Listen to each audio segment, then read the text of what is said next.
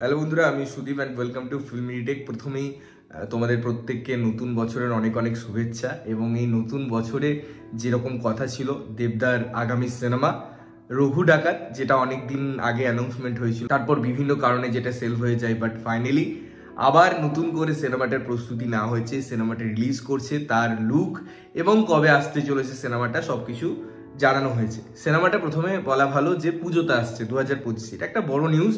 এবং তার থেকেও বড় কথা, এই পার্টিকুলার পোস্টারটা নিয়ে যদি কথা বলতে হয়, একটা এক্সট্রিম ক্লোজে আমরা ক্যারেক্টার দেখতে পাচ্ছি, তার মধ্যে অ্যাঙ্গার আছে, তার মধ্যে একটা সফট মনোভাব আছে, এবং যে ডিজাইনটা করা হয়েছে, যে লুকটা ক্রিয়েট করা হয়েছে, যে মেকআপটা দেওয়া হয়েছে, তার মধ্যে যে চোখের কাজগুলো আছে, প্রত্যেকটা অমায়িক এবং দারুণভাবে সেটা আমাদেরকে একটা হাইপ করতে বা হাইপে পৌঁছাতে হেল্প করে। ক্যারেক্টারটার প্রেজেন্টেশন বা দেবদাকে যেভাবে প্রেজেন্ট করা হয়েছে, তার লুকটা এখানে দারুণভাবে ইনহ্যান্স হচ্ছে, দারুণভাবে প্রেজেন্ট হচ্ছে। সুতরাং বোঝাই যাচ্ছে যে রঘু ডাকাত যেহেতু অনেক দিনের প্ল্যান, যেভাবে গল্পটা রিপ্রেজেন্টেশন আমরা দেখব সেটা একটা দারুণ জায়গা। এবং যেরকম ভাবে আমরা খাদানের সাফল্য দেখছি, তারপরে এই যে কমার্শিয়াল এরা বা কমার্শিয়াল সিনেমার প্রতি একটা কনফিডেন্স দেবদার জন্মেছে, যেটা খুব ইম্পর্টেন্ট একটা রোল। এবং আমি মনে করি এটা একটা শুধুমাত্র দেবদার জন্য নয়, এটা যে কোনো অ্যাক্টার বা একটা ইন্ডাস্ট্রির জন্য খুব ভালো নিউজ।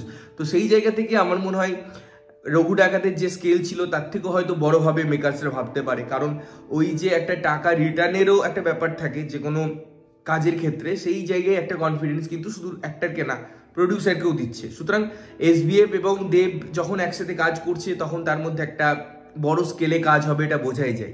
এবারে এখানে দেখুন একটা মাস্টার স্ট্রোক আছে। প্রতিবার আমরা দেখি যে একটা এসবিএফ পুজোর সময় সিনেমা আনার চেষ্টা করে, একটা দেবের সিনেমা আসে, উইন্ডোজের সিনেমা আসে। আগের বার দেখেছি আমরা কিভাবে একটা প্রবলেম ক্রিয়েট হয়েছে, তার ফলে এসবিএফ এর সিনেমা আসেনি পুজোয়, এবং দেবদা এবং উইন্ডোজের একটা মুখোমুখি টক্কর হয়েছে।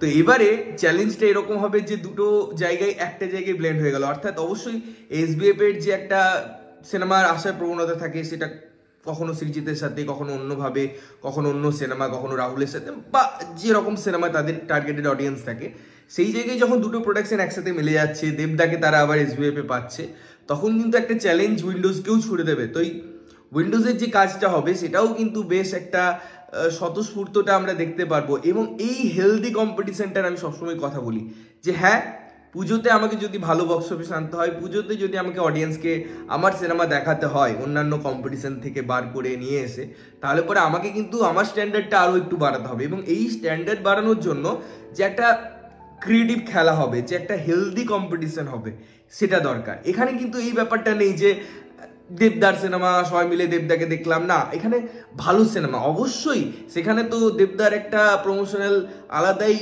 ব্যাপার স্যাপার থাকে, মানুষের কাছে পৌঁছানোর একটা আলাদাই ব্যাপার থাকে। খাদান যেরকম ভাবে প্রমোট করলো পুরো পশ্চিমবঙ্গ জুড়ে, সেটা দেখবার মতো, এবং সেটা অস্বীকার করার কোনো জায়গা নেই। তো রঘু ডাকাতের ক্ষেত্রেও সেরকম একটা প্রমোশন আমরা কিন্তু এক্সপেক্ট করি। এবং পুজোর সময় যেভাবে আমরা প্রমোশন দেখি, এসবিএফ এবং দেব দুটো যদি একসাথে মিলে যায়, সেটা কিন্তু আলাদা লেভেলের হয়। আমি এখনো বলি যে গোলন্দাজের যখন কথা হয়েছিল, পুরো শহর জুড়ে তার পোস্টার ছেয়ে গেছিল, এবং সেটা কিন্তু করোনার একদম পরেই, যেখানে 50% অকুপেন্সি ছিল একটা থিয়েটারে, সেরকম জায়গায় কিন্তু তারা কোনো প্রমোশনে কার্পণ্য করেনি এসবিএফ এর দিক থেকে। তো সেই জায়গায় যখন দেবের স্ট্র্যাটেজি এবং এসবিএফ এর একটা ভালো টাকার ব্যাপার, সেইটা যখন একসাথে ব্লেন্ড হবে, সেটা যখন একসাথে মিলে যাবে, তখন কিন্তু প্রমোশনটা আরো হিউজ, আরো বড় পরিসরে আমরা দেখতে পারবো, এটা কোনো মানে দ্বিমত নেই। এবারে উইন্ডোজ এটাই একটা মুখ্য কম্পিটিটার হিসেবে আসে, তাদের কি সিনেমা থাকবে, তারা কি রকম প্লেসমেন্ট করছে, কি রকম প্রমোশন করছে, বা যে লাস্টের সিনেমাটা হলো বহুরূপী, সেটারই পার্ট 2 আনছে কিনা, তো তাদের স্ট্র্যাটেজিটা কি হবে এই সিনেমাটাকে টক্কর দেওয়ার জন্য। এবং বছরের শুরুতেই প্রথম দিনে একদম পুজোর অ্যানাউন্সমেন্ট করে দেওয়া, এটাও কিন্তু একটা বড় ব্যাপার। আমরা যদিও দেখি যে 1 বছর আগে, 1.5 বছর আগে অ্যানাউন্স হয়ে যায়, বাট এই অ্যানাউন্সমেন্টে কিন্তু হিউজ রোল প্লে করছে। কারণ প্রথমেই এই সিনেমাটার হাইপ ছিল যখন থেকে প্রথমবার সিনেমাটা অ্যানাউন্স হয়েছিল, আজ থেকে 4-5 বছর আগে। তো সেটার যখন আবার প্রত্যাবর্তন হচ্ছে, সিনেমাটা নিয়ে যখন মানুষ আবার ভাবছে, রিসেন্ট খাদানের এত বড় সাফল্য পেয়েছে, তো সবকিছু মিলিয়ে ইকুয়েশনটা কিন্তু যে বাংলা ইন্ডাস্ট্রির জন্য একটা অন্য কিছু মাইলস্টোন অ্যাচিভ করতে চলেছে, সেটা অবশ্যই দেখার বিষয়। এবং পুজোতে আর কি কি সিনেমা আসছে সেগুলোর দিকেও আমাদের নজর থাকবে, কারণ সুরিন্দরম ফিল্মসও হয়তো একটা সিনেমা আনতে পারে, বা অন্যান্য প্রোডাকশনও একটা সিনেমা আনতে পারে। তো সব মিলিয়ে দেখা যাক কীরকম কি সিচুয়েশন হয়। বাট এই পার্টিকুলার পোস্টারটা আমার ব্যাপক লেগেছে, স্ট্র্যাটেজিটা আমার ব্যাপক লেগেছে।